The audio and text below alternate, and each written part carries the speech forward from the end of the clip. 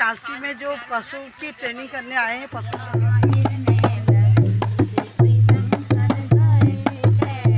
ये देखिए जानकी ने अपने हाथ में भी इतना बढ़िया बना दिया है। ब्लॉग की शुरुआत करने से सबसे पहले आप सभी बड़ों को मेरा पहला नमस्कार, छोटों को आशीष प्यार। स्वागत है आपका मेरे चैनल गीता मिश्रा उत्तराखंड पहाड़ी ब्लॉग पर। और सुबह की 9 बज चुके हैं, हम अभी जा रहे हैं क्लास के लिए और दिखाऊंगी मैं आपको।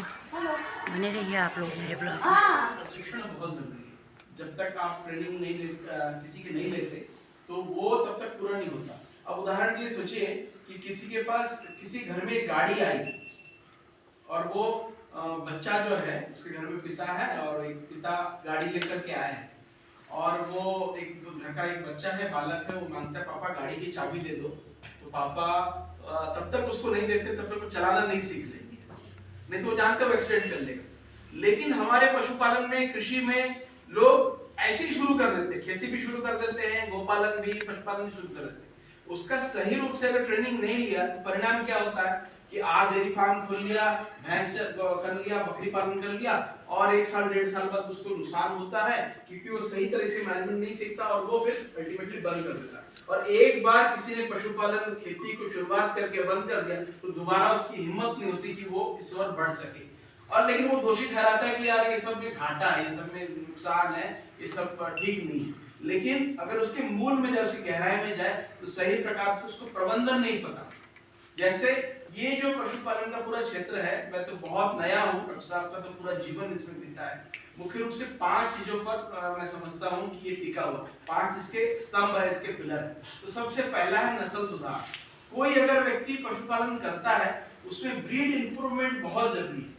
उदाहरण के लिए मेरे पास अगर 10 किलो की गाय है, 10 लीटर दूध देने वाली, या 10 लीटर दूध देने वाली भैंस है, तो वो उसकी अगली पीढ़ी 12 लीटर, 14 लीटर, 15 लीटर की कैसी हो, 15 लीटर की है तो वो 20 लीटर कैसी हो।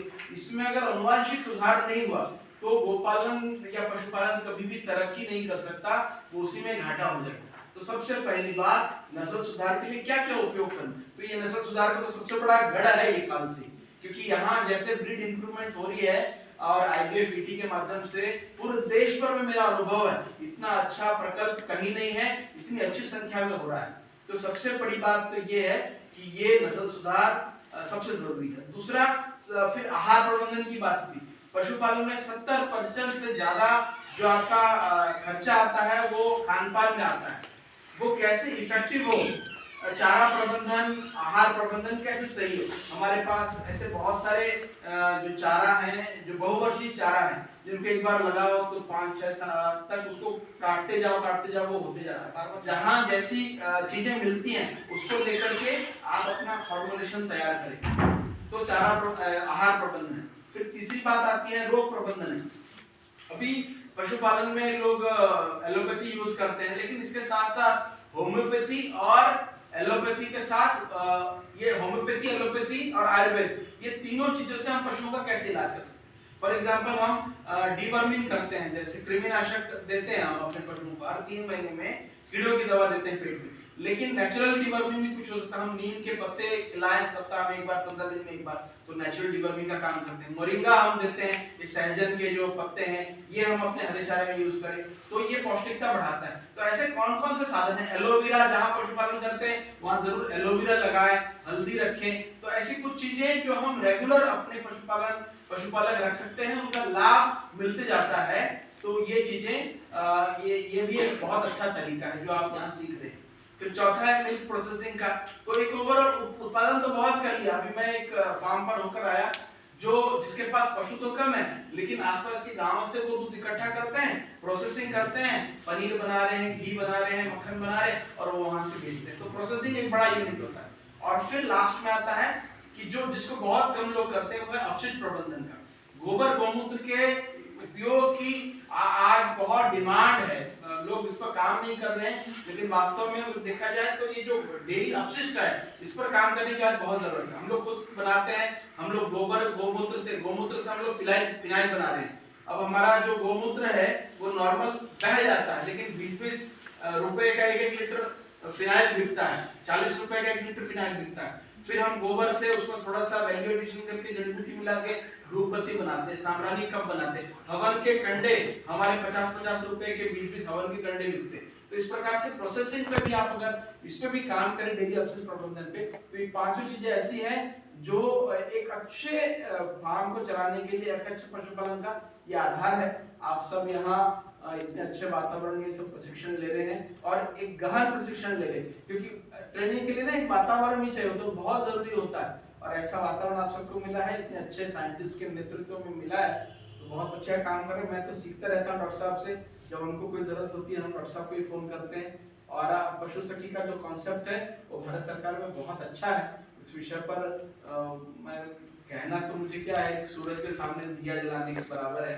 डॉक्टर साहब सूर्य हैं और जो आप सब उनसे लाभान्वित हो रहे हैं, इसलिए कहते हैं।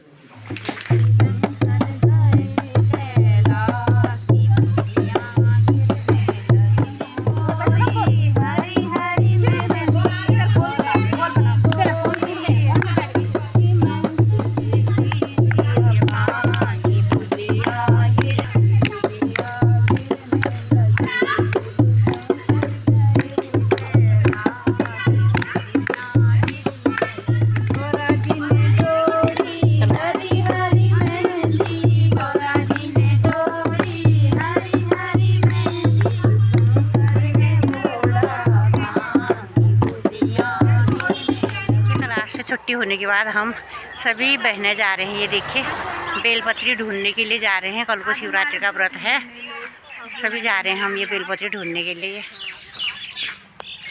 कहाँ तक मिलती है बेलपत्री अब पता नहीं है, चलते चलते अब जा रहे हैं, बहुत दूर दूसरा इलाका है ना, हमको पता भी नहीं है कहाँ पर है करके। ये इतने आए हैं हम, 4-5 महिलाएं सभी बहनें हैं ये, और बहुत सारे वहीं रुके हैं। ढूंढते ढूंढते यहाँ आ गए हम। ये चलते चलते अब अभी पेड़ ही नहीं दिख रहा है। ये देखो आलू बो रखे हैं इस खेत में, बहुत ही बढ़िया हुआ है।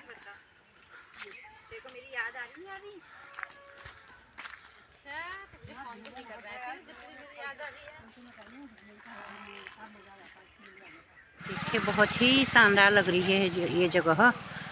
घूमने के लिए गए हैं हम ये हरिपुर की तरफ को।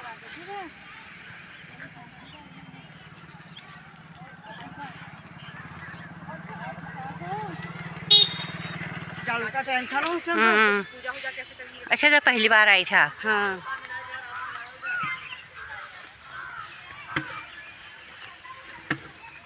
हम लोग पशु यहाँ काशी में जो पशु की ट्रेनिंग करने आए हैं, पशु सखी की, तो उनका सारा फार्म है ये। हम आज यहाँ बेलपत्री लेने आए हैं इस फार्म के अंदर। अभी मिलने वाला है हमें बेलपत्री। ही है, कितनी दूर है पता नहीं है अभी तक। अभी मिल जाएगा पेड़ हमें। बहुत दूर आ गए हम चलते चलते। पूरा डेयरी वालों का ही फार्म है ये, पहली बार भी दिखाया था मैंने आपको। मिलेगा उधर भी तो नजदीक था ना। इधर वो पेड़ किसका है फिर? वो इसी रोड में मिलेगा। कि मैंने फोन भी किया, मैंने कहा घर में, मैंने कहा कोई परेशानी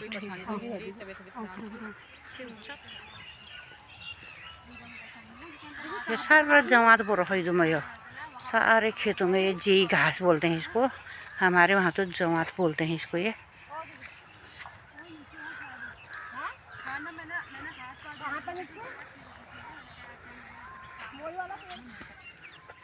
देखिए गेहूँ कितने बढ़िया हुए हैं यहाँ। ये देखिए पूरे इतने बड़े खेत हैं, ये सारे गेहूँ बोए हैं। ढूंढते बेलपत्री ढूंढते ढूंढते हम इतनी दूर आ चुके हैं, अभी तक हमें एक भी बेलपत्री का पेड़ नहीं दिखा यहाँ पर। कहाँ मिलते हैं बेलपत्री अब देखते हैं। और थोड़ी आगे को जा रहे हैं हम, बहुत दूर आ गए हैं हम। अभी तक हमें एक भी पेड़ बेलपत्री का नहीं मिला, क्योंकि अगर अपने घर का होता तो हमें पता होता ना कहाँ पर है बेलपत्री करके। अब यहाँ दूसरी जगह में हमें उतना पता नहीं चल पा रहा है, सिर्फ पेड़ों को देख के जा रहे हैं हम इधर उधर, और सारे पेड़ हरे हैं। पता कैसे चलेगा ऐसे में। अभी थोड़ी देर और ढूंढते हैं, फिर अगर मिलता है तो ठीक है। ये देखो इतनी मेहनतों के बाद आखिरकार मिल गया है हमें बेलपत्री।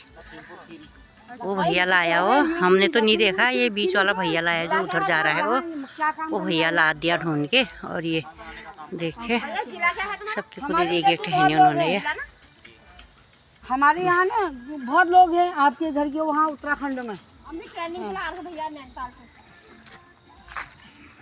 देखिए हम खाना खा के आ चुके हैं। खाना खाने के बाद ये देखिए जानकी लगा रही है मेहंदी। किसके हाथ में लगा रही है? देवेश्वरी के हाथ में मेहंदी लगा रही है जानकी। ये देखा तो जानकी कैसी लग रही है? बढ़िया लगा रही है तो। अच्छा लगाते हुए भी देखो ना। हाँ बढ़िया लग रही है।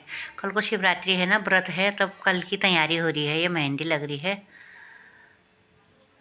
शादी शिव जी की है और मेहंदी मेहंदी देवेश्वरी लगा रही है।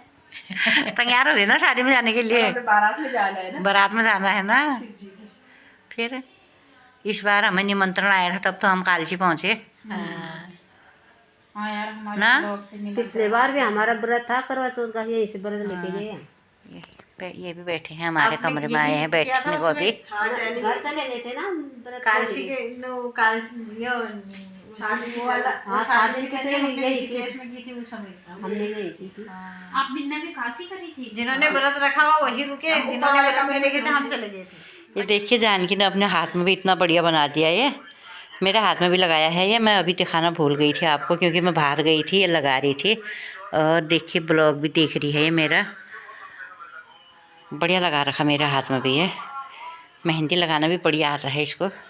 डांस भी अच्छा करती है। अब एक दिन कल्चरल प्रोग्राम है ना हमारा, उसमें डांस करेगी तब डांस भी दिखाऊंगा मैं इसका।